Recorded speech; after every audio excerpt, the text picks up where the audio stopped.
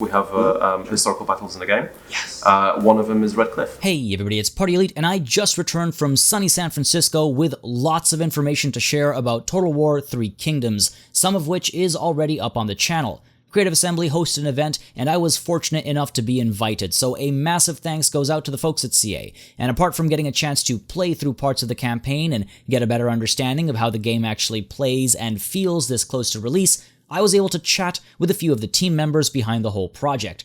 Here I am, joined by... I'm Pavel Voice. I'm the art director on the game.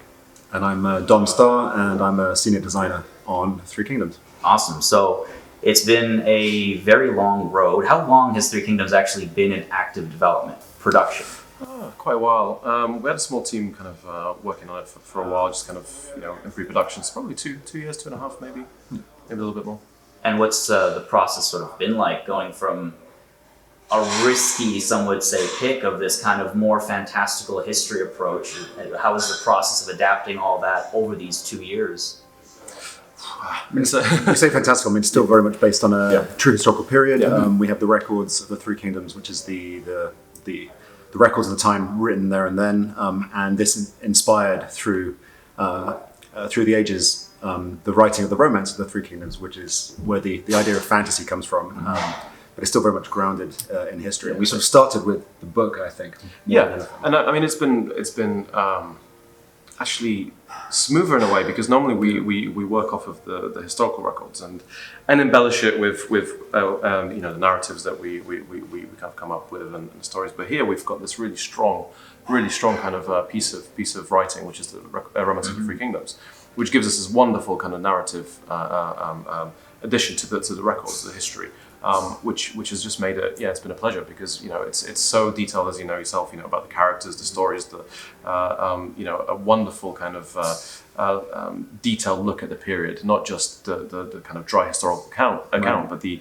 wonderful kind of personal relationships, the personalities, the great relationships between the different various characters. It's just been a fantastic source. Yeah. I mean, character is the key word here. It's not just a bunch of characters who are obviously very important at the time, but the romance gives the period a strong sense of character itself, the sense of place, sense of time, and it's been a great way to sort of onboard maybe new people who are new to the series or new to the period, to onboard them like into the historical period itself. Right. Sort of acts like a bit of a bridge, I guess. Yeah, definitely. Yeah. And where did this whole focus on characters as a gameplay, foundation, when did that come into the whole process? Right at the beginning, yeah. Right, because of the characters. Because of the focus of the characters in the romance. It is all about the characters. We joke it's like the Game of Thrones of China. There are so many characters, and it's all about these larger than life personalities that kind of shape the period. So it's straight up. Some heroic deeds, great feats on the battlefield. Right. Also, lots of sort of treachery and betrayal and intrigue, which we wanted to sort of get to the root of. So we use this as a springboard. I mean, with every title, we tried to bring something new to the formula, and in this case, like, the characters gave us that opportunity to sort of revise what characters mean to us as a grand strategy experience. Right. Yeah. And do you feel, is this something, you might not be able to answer this one, but is this something you feel collectively that you want to push forward with future titles as well? Has everyone kind of embraced the changes? I mean, we always kind of move. If something that we introduce in a game is appropriate for the next one, we try and incorporate it as best we can. I mean, it's definitely works with this particular period because of all of these characters, and further down the line, I'm sure it will apply to other games, but all depends on what that game is. Yeah, we sort of laid the groundwork. The systems exist; they're in place, and the extent to which we exploit them in the future, it's up for debate. We'll see then. But right now, we're full focused on using these systems to really represent these interesting interpersonal relationships and sort of Machiavellian scenarios. I'm hoping to dive into some of that Machiavellian scenarios soon, actually. Okay, so. Now, 2 years, we are now, less than 2 months away from release, and a lot of fans, as I'm sure you guys are already aware, are wondering, why haven't we actually seen historical mode in action? Surely there's a good reason why it's not being used for the advertising front.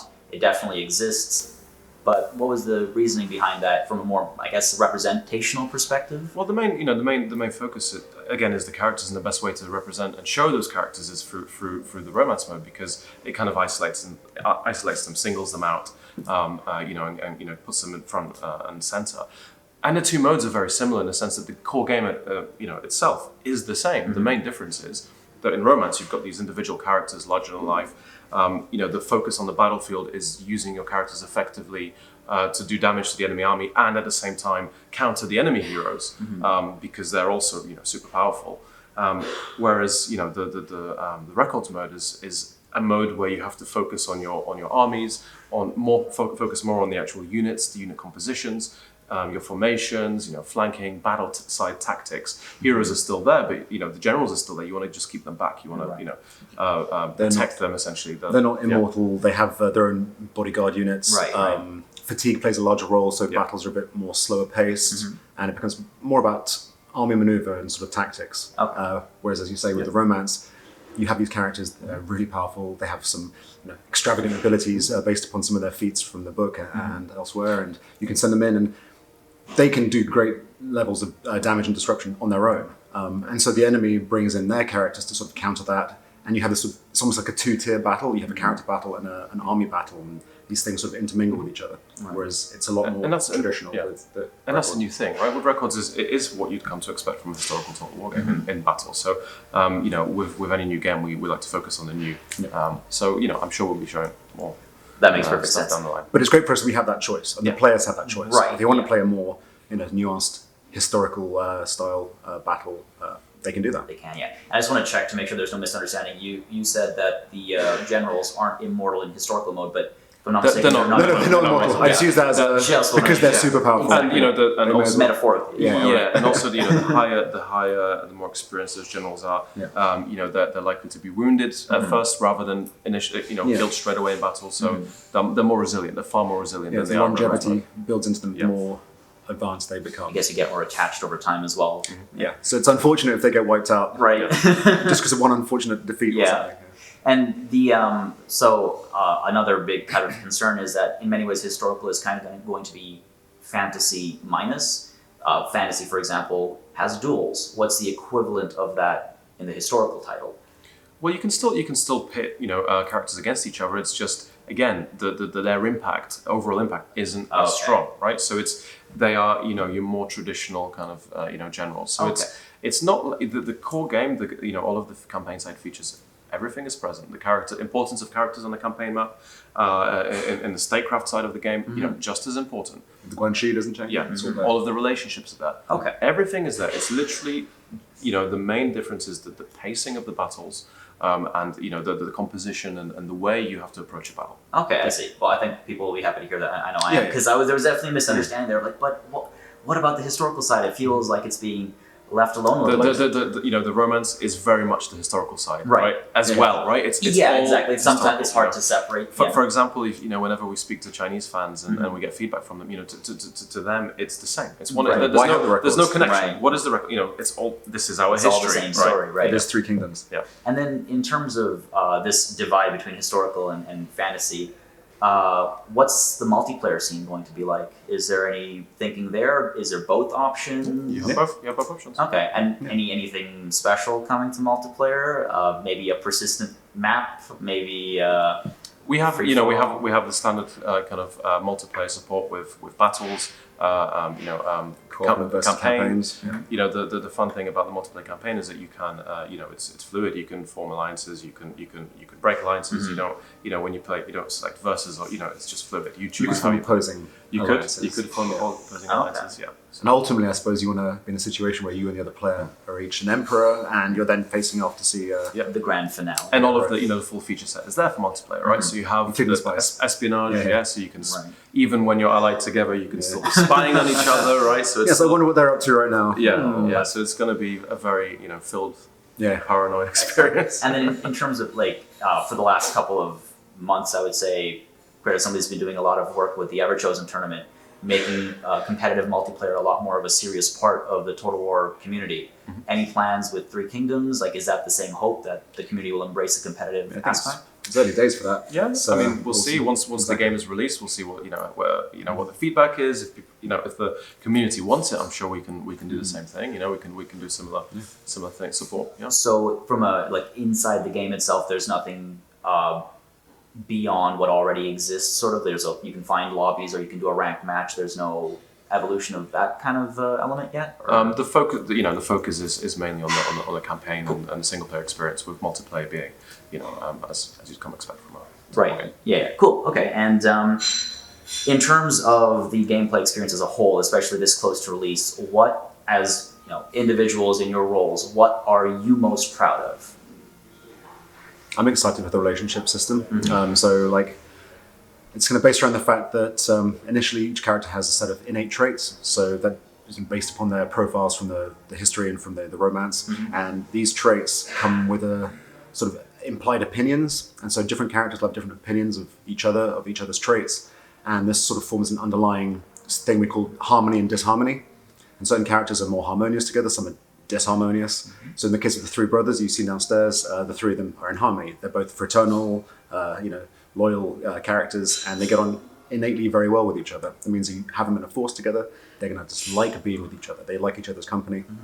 They fight well and battle together. That's going to manifest in terms of a really large relationship boost. On the other hand, if they didn't like each other, then they slowly start to dislike each other. If they have a defeat, then the effect of that defeat is twice as bad. They really start blaming each other for each other's problems. And this isn't just within your own faction as well. So this will happen if characters are fighting against one another, or if they encounter each other just in passing on the campaign map. Two characters don't like each other in the same county. That's going to start affecting their relationship. And so over the course of time, people's relationships, they ebb and flow until you're either an oath sworn, like the three brothers, who swore the oath in the Peach Garden, or you become a nemesis. And this has effects on the battlefield, on the campaign map. It's really exciting. I love how it's come together. Awesome. Yeah, so for me, I think, the whole thing, the visuals, obviously, I would say that, right? I think bringing... It's a beautiful game. It is a beautiful game. Just bringing, it was a pleasure just, bringing China to life. It's such a beautiful and diverse, in terms of environment, what we did with color and the kind of the ink and the 2D character artwork. I think it's great. I'm really immensely proud of that.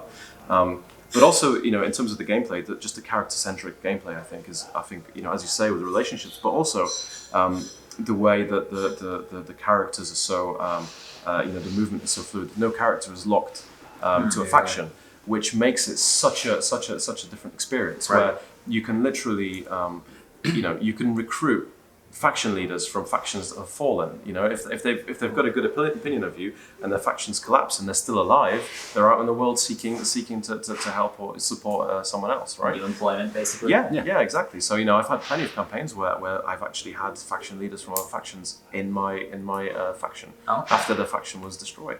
It's it's fantastic, and that's something quite unique to this game, because I've not had that. And so the desire to do this, the need to do this, all stems from the period and from the romance. So in tackling this as a historical period, a theatre of war that we've never done before as well. So for us, that's super exciting.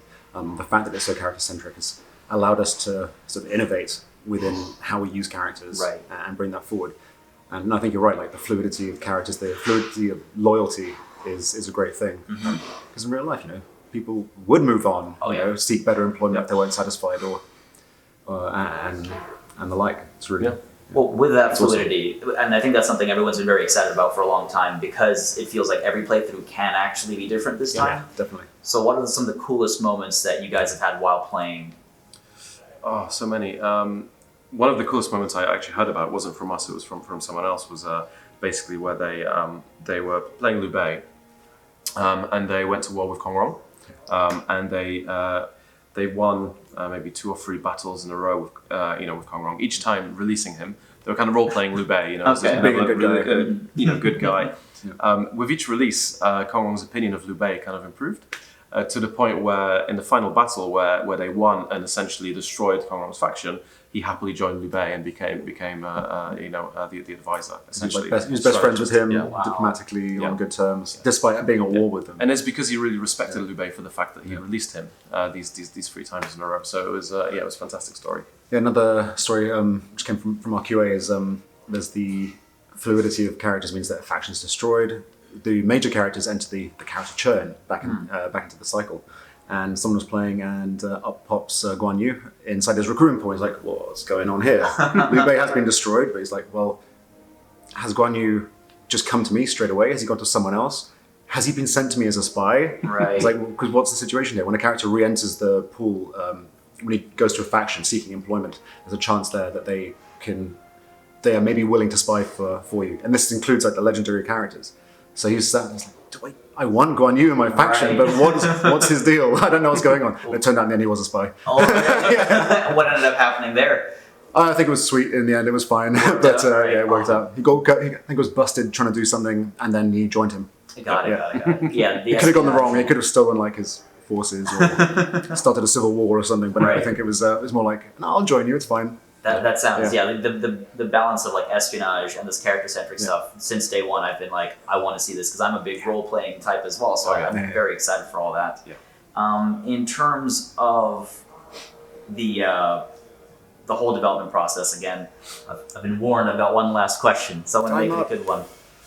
If there is anything that you've desperately wanted to share with the world about Three Kingdoms but haven't been able to until right this moment, that we don't know yet. It's difficult. We were asked this yesterday, but we try our best to talk about everything because everything is good about it, right? It's really exciting. Something we've never mentioned. There's nothing we've never mentioned as far as I can tell. There's something that we haven't really been asked much about, which is historical battles. We have historical battles in the game. Yes. One of them is Red Cliff, which is basically it's a land battle essentially because it's it kind of was all of the ships kind of crushed together. And you basically attacking forces disembarking, fighting on the decks, and then it's essentially a land battle but dressed as a kind of so that's a pretty cool battle. We haven't talked about that yet. And if I could tack something onto that, is that like historical battles as a menu item as well? Yeah, it's historical battles in the you select to play historical But then you can also play them in the midst of a campaign like a quest battle? No, they are historical battles. Gotcha. Right, yeah. Okay. I will not overstay my welcome. Thank you very much, so much. for answering the questions, and congratulations. Thank you. You're enjoying it. And back down. Yeah. Really I'm enjoying it. Thank you again. Now, my time may have been up for that interview, but as somebody extremely intrigued by the idea of these grand stories, I had to see if I could get more examples. Al Bickham was kind enough to provide one. Now, I apologize for the shakier camera here. I just couldn't get my tripod set up for this one, but the story is absolutely worth it. Was telling me about one of the ridiculous situations he engineered involving vassals, because there's loads more you can do with vassals this time around. It's actually not a particularly bad thing to become a vassal. You can offer yourself as a vassal to another faction. It offers you certain protections. So, anyway, regardless of that, he's at war with this other faction. I can't remember the two factions. I think he was playing as Cao Cao. And there was another, and he basically beat the other faction into submission, ended the war, and then vassalized the guy. So he's become a vassal of Cao Cao, right? And then just for fun and interesting gameplay, he decided to start treating him really nicely to see what would happen. So he starts making him. You can make these promises, right? You can say, "I will never annex your faction. I will never do this. I promise to liberate you at some point." And you get a massive diplomatic bonus for that, but also it's really useful as a trade tool in diplomacy. Right? So you can get a lot more out of somebody for that. So he's acting really honourably towards this guy who used to be his mortal enemy, who's loving him more and more and more. And at one point he decides to liberate him, so he lets him go free and he becomes a regular faction again. He loves him even more. And then he invites him to join his coalition. So not only has he, he's bested him in combat, he's bested him militarily, he's protected him as a vassal and offered him assurances and treated him with great honour and released him to become a faction again, a free faction again. Right. At this point, this guy loves Cao Cao. This guy loves Janos, who's playing the game, right?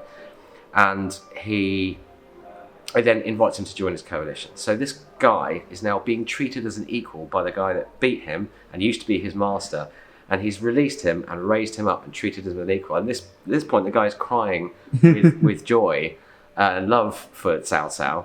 At which point he confederates him. Amazing. And it's like, there's a number of ways you can go about things. You can take these systems and nudge them around and use them in different ways and ultimately he suddenly realised in the position to confederate him. So it's Right. like, I'm not annexing you, I'm confederating you. Never It's thought of that as an agreement. option before. Now it's a friendly handshake deal. Yeah, exactly. Amazing. Yeah. And he's like, yes, I will join your faction. And then Amazing. suddenly doubles his territory. Thank you very much for that. It's Yeah. pretty cool. Yeah, it's like, And of course, no event is complete without James Given, aka Dogbert, in with his own hilarious anecdote. Again, my apologies for the slightly shaky camera, but again, absolutely worth it. Fought against Cao Cao because I knew he would betray me eventually, so I attacked him first. Defeated his son's army, his heir, recruited him into my faction, eventually destroyed Cao Cao, took up a load of his characters, so I had Zhao Tudong in my army, I had Cao Cao's heir in my faction, and then the Sun family declared war on me, and then someone else from the north declared war on me, and while I'm fighting a two-front war, Cao Cao's son decides to switch sides on me and take the middle of my kingdom. So I was literally, middle of my kingdom broke apart, the top part is being overrun by, at one point, an ally of mine, and the Sun family are just non-stop sending armies to me. And Guan Yu eventually fell in battle after I overused him too many times to try and win the game for me. I went back to a previous save. Awesome, thank you. All in all, I had a great chat with the developers on and off camera, and that's given me a great idea about aspects of the game that I wasn't able to get to in my short time with it. More on that and my impressions in some other videos, though. I hope you enjoyed these interviews, and remember that if you'd like to see more Total War and strategy gaming content, you should subscribe to this channel. A massive thanks goes out to all of my patrons and channel members for supporting the channel on a monthly basis. A massive thanks to the folks at CA who were subject to my questions, and a massive thanks to you for watching. Until next time, cheers.